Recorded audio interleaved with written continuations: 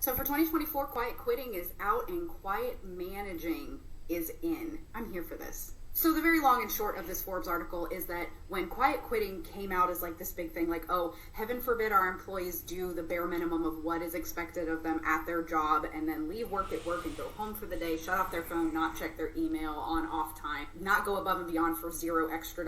Heaven forbid. All these companies and leaders started to panic and they're like, we need to do regular check-ins. We need to check in with our people. We need to have more meetings. Do we need to have more meetings? Is that what it was? Basically what they did is they created a new monster. They basically started extra micromanaging people and irritating the crap out of their employees. So employees started pulling back even more. So not only were people quiet quitting, but then when they freaked out about them quiet quitting, they over micromanaged them and now they're like loud quitting, I don't know. So now employees are saying that they want to have more freedom, they want to have more autonomy, more independence, and want to be trusted. Employees are reporting that meetings are the most frustrating interruption in their day. Note to employers, not that any of you are going to listen, but ditch all of the unnecessary meetings in 2024. They're saying that once teams are aligned on the same goals and objectives, employees are clearer on their priorities and what the expected outcomes are, and then basically that the bosses know that they're going to get things done in a timely manner and they're going to do them the right way. This is what will drive business results, they say. Okay.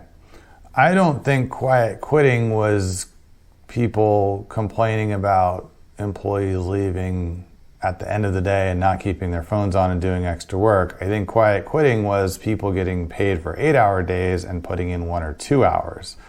I think that was what the quiet quitting issue was, not the expectation that people go above and beyond and yet only get paid for just the regular day's work. But I do agree. I mean, I think meetings are a huge time waster, and the fewer that you have, the better, up to the point where not having enough meetings doesn't mean that everyone is on the same page and you have people going off in the wrong direction and doing the wrong things. So you want to have just enough meetings to be productive and not one more.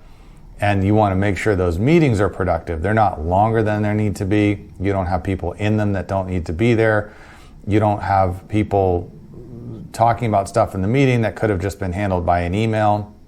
It really should be a collaborative sharing of information in a way that isn't accomplishable online or by email or with fewer people in the room, that has an objective. Like, we don't just meet because it's Monday. We meet because during this meeting, this is the goal that we want to get to, or this is the information we want to convey, or these are the questions we want to ask and get answers to.